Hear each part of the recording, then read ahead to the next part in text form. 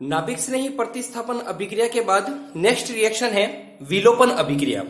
विलोपन का नाम से पता चल रहा है, इसका मतलब विलोपन किसी तत्व या का इसमें से निकलना और एक नया यौगिक बनना। जैसे कि आपके पास में एग्जाम्पल दे रखा है मेथ एथ प्रोप क्लोरोप्रोपेन जो है, यहां पर इसमें एग्जाम्पल दे रखा है। या दे रखा है जब हम किसी हेलो एल्केन की अभिक्रिया एल्कोहलिक पोटेशियम हाइड्रोक्साइड या सोडियम हाइड्रोक्साइड भी ले सकते हैं, कोई भी क्षार लेना है तो एल्कोहलिक पोटेशियम हाइड्रोक्साइड यहां अपन ने लिया है और हेलो एल्केन लिया अपन ने, मेथ एथ प्रोप क्लोरोप्रोपेन लिया है। जब क्लोरोप्रोपेन एल्कोहलिक पोटेशियम हाइड्रोक्साइड के साथ अभिक्रिया करेगा तो एल्कीन बनाएगा और साथ में क्या निकल जाएगा, इसमें HCl जो है वो निकल जाएगा। कि यहां से अपन जो है वो HCl को अपन यहां से रिमूव कर सकते हैं, तो नेक्स्ट प्रोडक्ट जो है वो क्या बन रहा है, नेक्स्ट उत्पाद HCl बन रहा है और एल्कीन इसमें मेन मुख्य उत्पाद के रूप में प्राप्त हो रहा है।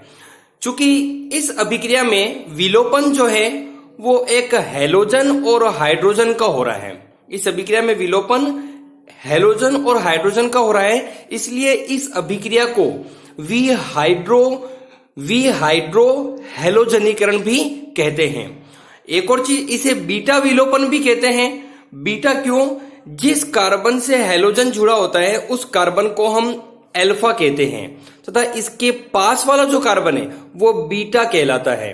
तो जिस कार्बन से हाइड्रोजन का विलोपन हो रहा है, इसी कारण इस अभिक्रिया को बीटा विलोपन भी कहा जाता है, क्योंकि बीटा कार्बन से हाइड्रोजन का विलोपन हो रहा है, इसलिए इसे बीटा विलोपन या हाइड्रो हेलोजनीकरण या फिर विलोपन अभिक्रिया भी कहते हैं। यदि यही विहाइड्रो हेलोजनीकरण किसी ऐसे अभिकारक का हो जिसमें एक साथ दो उत्पाद प्राप्त होने की संभावना हो, जैसे कि अपन ने यहां एग्जांपल लिया है मेथ एथ प्रोप ब्यूट 2 क्लोरो ब्यूटेन को लिया है। 2 क्लोरो ब्यूटेन का अपन विहाइड्रो हेलोजनीकरण कर रहे हैं तो इसमें दो उत्पाद बनेंगे, एक तो ये बन रहा है और दूसरा वो बन रहा है। दोनों ही उत्पाद में थोड़ा सा अंतर है, यहां पर डबल बॉन्ड दूसरे कार्बन पर है और वहां डबल बॉन्ड पहले कार्बन पर है।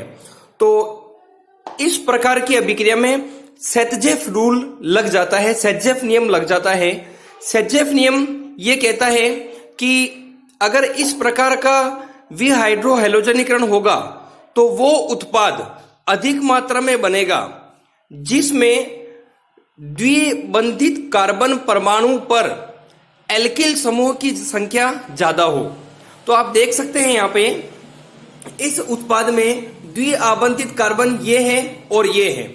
अब इन दोनों ही कार्बन से, द्विबंधित कार्बन से एक एल्किल यहां जुड़ रही है और एक एल्किल यहां जुड़ रही है, परंतु इस वाले उत्पाद में द्विबंधित कार्बन कौन सा है आपका, ये है, और द्विबंधित कार्बन से एल्किल जो है वो सिर्फ इधर ही जुड़ा हुआ है, उधर तो वो वापस द्विबंधित ही हो रहा है।